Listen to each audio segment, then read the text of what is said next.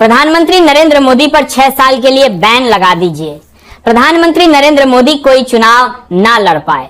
प्रधानमंत्री नरेंद्र मोदी अयोग्य हैं।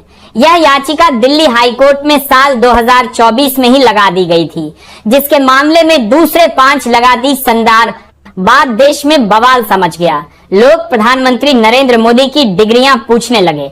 दोस्तों, मांग ये की गई थी। द हिंदू के अखबार में ये खबर भी छपी, जहां पर ये मांग की गई थी कि नरेंद्र मोदी पर 6 साल के लिए बैन लगा दिया जाए, क्योंकि नरेंद्र मोदी जातिपात कर रहे हैं। नरेंद्र मोदी जातिवाद को बढ़ावा दे रहे हैं, धर्म के नाम पर वोट मांग रहे हैं। इसीलिए नरेंद्र मोदी को अयोग्य ठहरा दिया जाए। मोदी जी की डिग्रियां फर्जी हैं। मोदी जी ने झूठा हलफनामा पेश किया है।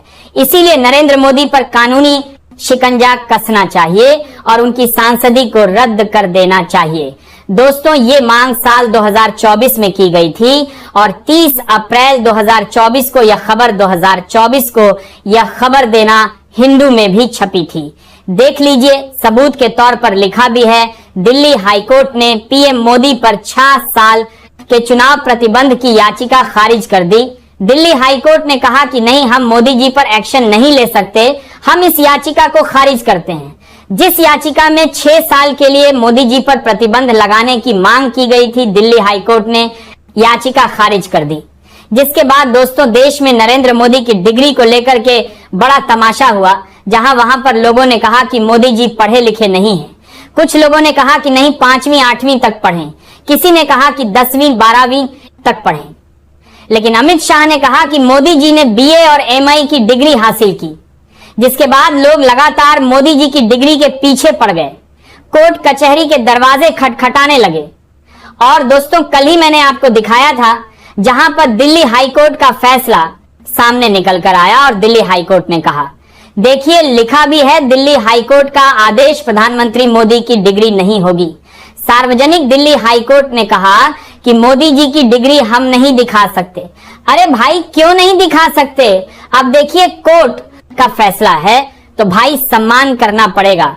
माननीय न्यायालय ने जो कुछ भी कहा है ठीक ही है, लेकिन क्या लोकतंत्र में ये जानने का अधिकार नहीं है कि हमारा राजा कितना पढ़ा लिखा है? अगर जानने का अधिकार है तो जनता को क्यों नहीं पता है? डिग्री क्यों छिपाई जा रही है? कहीं इसके पीछे का कारण मोदी जी की सांसदीय तो नहीं है? क्योंकि दोस्तों, ये नियम है, ये कानून है कि अगर कोई झूठा हलफनामा पेश करता है, जो हलफनामा चुनाव लड़ते समय पेश किया जाता है, अगर वो हलफनामा झूठा है, कहीं से भी किसी भी मामले में झूठ है, तो वाती हलफनामा चुनाव लड़ता है। सांसदीय विधायकी जो भी आपका चुनाव है वह रद्द कर दिया जाएगा और आपको हटा दिया जाएगा आपके पद से। यह नियम है। तो क्या इसीलिए मोदी जी की डिग्री सार्वजनिक नहीं की जा रही है कि जनता मोदी जी की कुर्सी के पीछे पड़ जाएगी और मोदी जी की सांसदी चली जाएगी? मोदी जी पर बैन लग जाएगा। क्या इसीलिए मोदी जी की डिग्री को छिपाया जा रहा है? दोस्तों, वहीं पर डॉक्टर मुकेश कुमार लिखते हैं कि क्या यह है वो डर जिसकी वजह से प्रधानमंत्री की डिग्रियां का सच छिपाया जा रहा है? फर्जी जानकारी देना चुनाव अपराधों में आता है। अगर डिग्री असली होती तो मोदी जी आज सीना ठोककर और विपक्ष को लाल आंख दिखाते हुए कहते, देख लो डिग्री। अब दोस्तों, यहां पर देखिए, मुकेश कुमार क्या लिखते हैं कि अगर मोदी जी के पास डिग्री होती तो मोदी जी सीना ठोक कर दिखा देते कि देखिए हमारी डिग्री मेरे पास है, देख लीजिए। लेकिन डिग्री नहीं दिखा रहे हैं। इस बात का डर है कि कहीं सांसदी चली ना जाए। इस बात का डर है कि ये चुनावी अपराध है। ये अपराध है, इस पर कानूनी शिकंजा कर सकता है अगर डिग्री फर्जी निकली तो। अब दोस्तों, यहां पर देखिए, जब ग्रोक से ये सवाल पूछा गया कि अगर कोई झूठा हलफनामा चुनाव आयोग में पेश करता है तो क्या सजा मिल सकती है, तो ग्रोक ने क्या जवाब दिया है, आज हम सभी देशवासियों को जरूर देखना चाहिए। अगर कोई झूठा हलफनामा पेश करता है चुनाव लड़ने के लिए तो पहले नामांकन रद्द होना। देखिए, यहां पर लिखा भी है, यदि झूठे हलफनामे का पता नामांकन प्रक्रिया के दौरान लग जाता है तो रिटर्निंग ऑफिसर उम्मीदवार का नामांकन पत्र ही रद्द कर सकता है।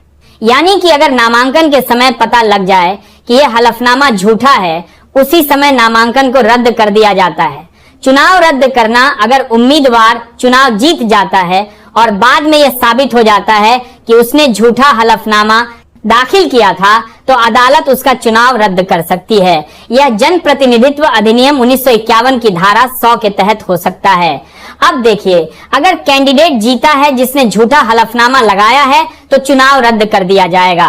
कानूनी कार्यवाही भी इसके बाद पर होती है। लिखा है, झूठा हलफनामा देना भारतीय दंड संहिता आईपीसी की धारा 191 और 192 के तहत झूठी गवाही और दस्तावेजों में हेराफेरी माना जाता है। इसके लिए सजा के रूप में 7 साल तक की जेल और यह जुर्माना भी हो सकता है। चुनाव लड़ने पर 12 है जुर्माना दे के लिए मतदान ताग्रेता अयोग्यता यदि झूठ साबित हो जाता है तो उम्मीदवार को जन प्रतिनिधित्व अधिनियम 1951 की धारा 8A के तहत भ्रष्ट आचरण के लिए अयोग्य ठहराया जा सकता है। यह अयोग्यता 6 साल तक हो सकती है, जिसके दौरान वो कोई भी चुनाव नहीं लड़ सकता। और यह देखेंगे, माकत 1900 काम करते आचरण नीति आयोग याचिका 2024 में लगाई गई थी कि नरेंद्र मोदी को अयोग्य ठहरा दिया जाए क्योंकि वह धर्म के नाम पर वोट मांग रहे हैं। वह झूठा हलफनामा चुनाव आयोग में पेश करके चुनाव लड़ रहे हैं। इसीलिए मोदी जी को आयोग ठहरा दीजिए और 6 साल की बैन लगा दीजिए। देखिए, सार्वजनिक विश्वास का नुकसान झूठे हलफनामे का खुलासा होने पर उम्मीदवार की साख और सार्वजनिक विश्वास को गंभीर नुकसान पहुंचता है, जिससे उसका राजनीतिक करियर प्रभावित हो सकता है। क्या इसीलिए डिग्रियां नहीं दिखाई जा रही हैं कि कहीं हलफनामा झूठा न साबित हो जाए? और अगर हलफनामा झूठा साबित हो गया तो मामला फंस सकता है, साख दांव पर लग जाएगी, कुर्सी चली जाएगी। क्या इसीलिए डिग्री को छिपाया जा रहा है? आज दोस्तों, तरह तरह के सवाल उठ रहे हैं जिसका जवाब शायद किसी के पास नहीं है। कानूनी आधार क्या हो सकता है? अगर डिग्री फर्जी निकली या हलफनामा फर्जी निकला, जो हलफनामा पेश किया गया है अगर वो झूठा निकला तो कानूनी प्रक्रिया क्या होगी? देखिए, लिखा है, जन प्रतिनिधित्व अधिनियम 1951 की धारा 33A के तहत उम्मीदवार को अपनी संपत्ति, आपराधिक रिकॉर्ड और शैक्षणिक योग्यता के बारे में जानकारी देना अनिवार्य है। यानी कि जो कोई भी चुनाव लड़ता है उसे अपनी शैक्षणिक योग्यता यानी कि कितनी पढ़ाई की है यह बताना पड़ता है। उसने कितने अपराध किए हैं, अपराध का रिकॉर्ड भी दर्ज कराना पड़ता है और अपनी संपत्ति का ब्यौरा भी दर्ज कराना पड़ता है। तो मोदी जी ने भी अपनी शैक्षणिक योग्यता हलफनामे में पेश की होगी। अपनी संपत्ति, अपने आपराधिक रिकॉर्ड को मोदी जी ने भी नामांकन के दौरान हलफनामे में लिखा होगा। सुप्रीम कोर्ट के निर्देश क्या है? 2002 में सुप्रीम कोर्ट ने आदेश दिया था कि उम्मीदवारों को हलफनामे में पूरी और सही जानकारी देनी होगी। गलत जानकारी देना गैरकानूनी है। देख लीजिए, सुप्रीम कोर्ट ने भी साल 2002 में ही कह दिया था कि जो हलफनामा आप चुनाव के दौरान प्रस्तुत करेंगे वो सही होना चाहिए। अगर गलत है तो यह गैर कानूनी है और इसके तहत कार्यवाही हो सकती है। तो दोस्तों, यहाँ पर आप लोगों ने नियम कानून देख लिया कि अगर कोई झूठा हलफनामा पेश करता है तो उसके ऊपर कितनी बड़ी कार्यवाही हो सकती है। तो क्या इसीलिए डिग्री नहीं दिखाई जा रही है? इस पूरे मामले पर आप सभी लोगों की क्या राय है? कमेंट करके जरूर बताइएगा। वीडियो को लाइक, शेयर, अगर चैनल पर नए हैं सब्सक्राइब करके सपोर्ट कीजिएगा।